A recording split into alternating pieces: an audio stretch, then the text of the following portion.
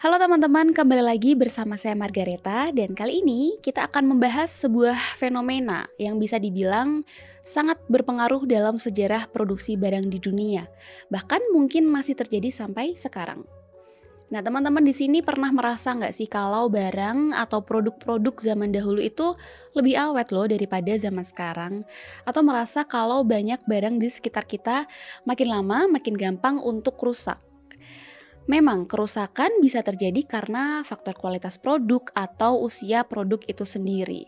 Tapi gimana kalau banyak barang di sekitar kita saat ini memang dirancang untuk rusak atau dengan sengaja diberi batasan usia pakai supaya kita nggak pernah berhenti untuk terus belanja. Nah, meski terdengar seperti teori konspirasi modern, sejarah mencatat bahwa taktik memeras konsumen ini tuh pernah ada loh ratusan tahun yang lalu. Semuanya bermula dari sebuah kesepakatan rahasia yang melahirkan kelompok yang bernama Phoebus Cartel. Jadi apa sih sebenarnya Phoebus Cartel itu dan bagaimana manuver mereka mengubah cara dunia memproduksi barang hingga hari ini? Mari kita mulai ke pembahasannya.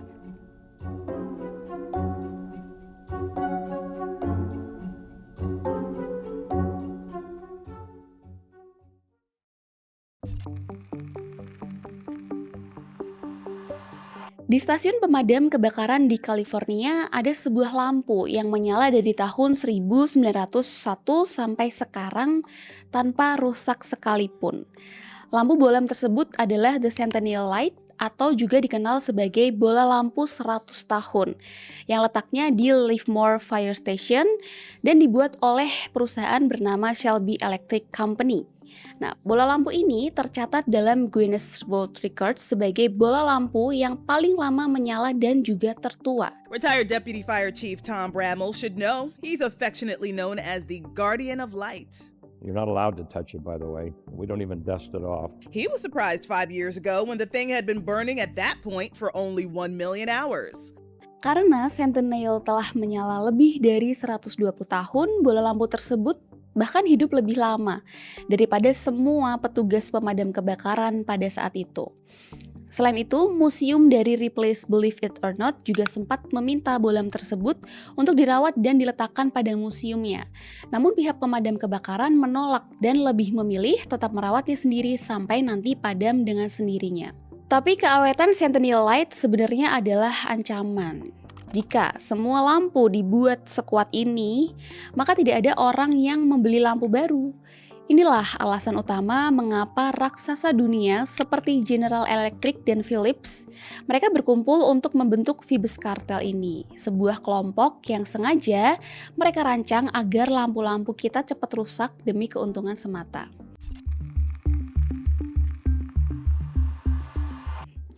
Pada tahun 1920-an, Osram, perusahaan lampu multinasional dari Jerman, mulai menyadari bahwa produksi lampu yang tahan lama justru bisa meningkatkan krisis penjualan. Perusahaan merugi besar setelah omset penjualannya mengalami penurunan drastis.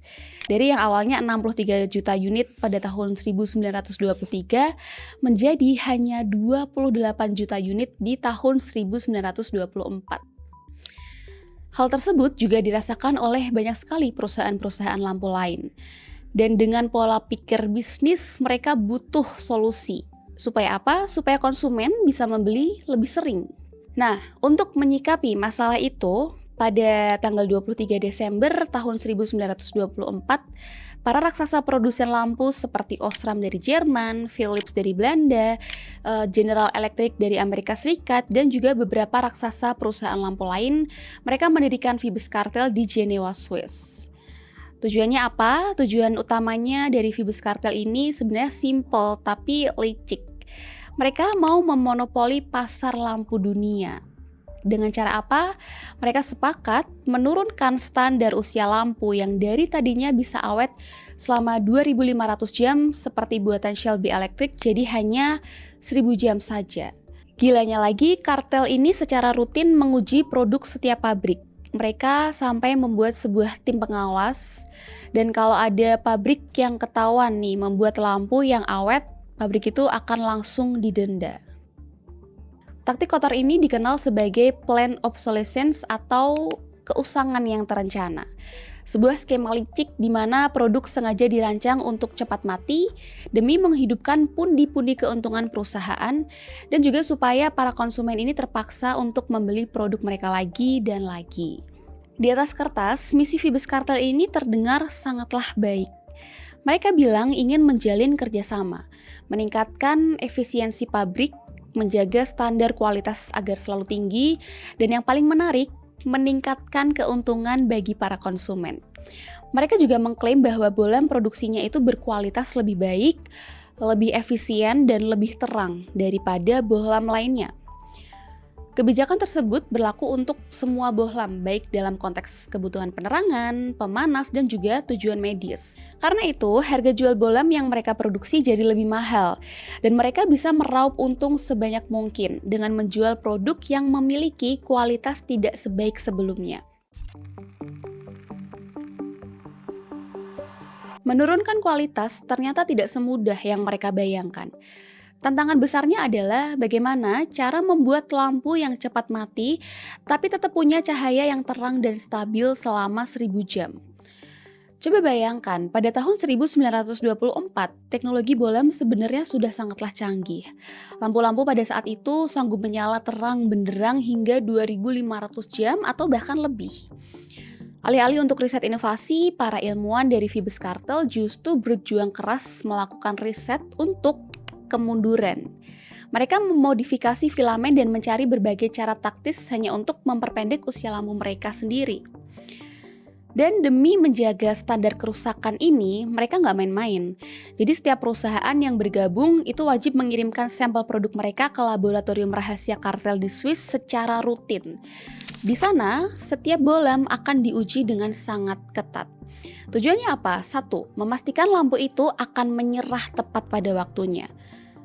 Bahkan insinyur dari General Electric sampai harus turun tangan untuk mencari cara bagaimana mengurangi masa pakai bohlam mereka secara efektif. Dan menariknya, ternyata sistem ini berhasil. Hanya dalam waktu 10 tahun sejak Phoebus Cartel berdiri, rata-rata usia lampu yang tadinya 2500 jam itu merosot hanya menjadi 1200 jam.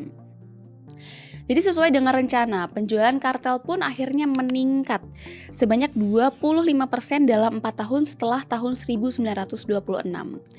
Tapi masalah lain ini juga muncul, mulai dari masalah hukum sampai beberapa perusahaan juga mencoba berbuat curang. Dengan diam-diam mereka menjual lampu yang lebih awet demi menarik hati pembeli dan puncaknya Phoebus Cartel bubar karena terjadi Perang Dunia Kedua. Nah, tapi ternyata meskipun Phoebus Cartel ini sudah bubar, warisan rekayasa teknologinya sendiri masih survive sampai sekarang. Taktik dari Phoebus Cartel di era 1920-an ini ternyata nggak mati di telan zaman. Jadi kalau dulu demi meraup untung yang banyak, yang dikorbankan adalah usia lampu bohlam. Nah, di era sekarang ini, di era modern, bisa jadi hal tersebut juga mulai merembet ke berbagai peralatan yang selama ini kita gunakan. Salah satu contohnya adalah skandal teknologi paling ikonik di abad ke-21 yang melibatkan raksasa Silicon Valley yakni Apple. Pada tahun 2017, dunia teknologi sempat gempar. Banyak sekali pengguna iPhone lawas, seperti seri iPhone 6, 6s, dan juga 7 menyadari bahwa HP mereka tiba-tiba lemot setelah melakukan update sistem operasi iOS yang terbaru. Awalnya sih banyak ya yang mengira itu tuh cuma karena bug biasa atau memang HP-nya saja yang sudah terlalu tua. Nah, tapi pada akhirnya misteri ini terbongkar oleh John Paul, seorang peneliti dari aplikasi penguji ternama yakni Geekbench. Melalui uji coba mendalam, ia menemukan fakta yang mengejutkan.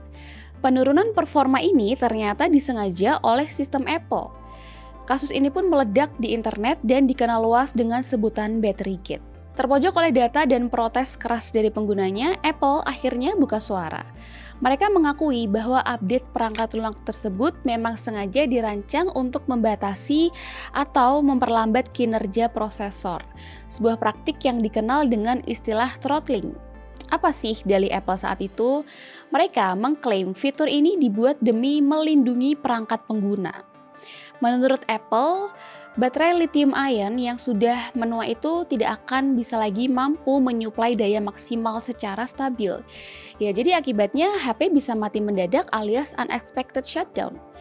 Nah, jadi dengan penurunan performa prosesor secara paksa, HP akan tetap menyala meskipun terasa jauh lebih lambat. Memang sekilas terlihat masuk akal, tapi ada satu masalah besar yaitu transparansi.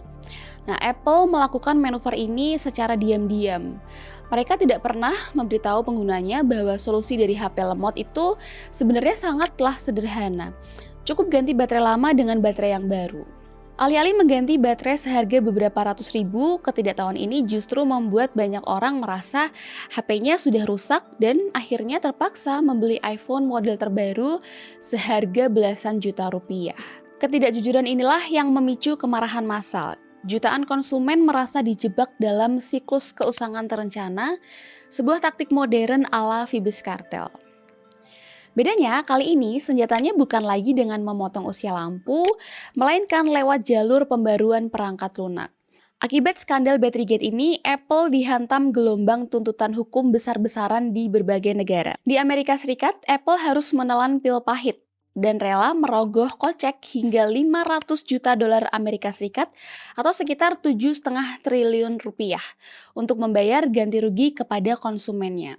Dan kalau di negara Eropa seperti Prancis dan juga Italia, mereka juga didenda jutaan euro karena terbukti juga mempraktikkan keusangan terencana tanpa memberikan peringatan yang jelas kepada pembeli.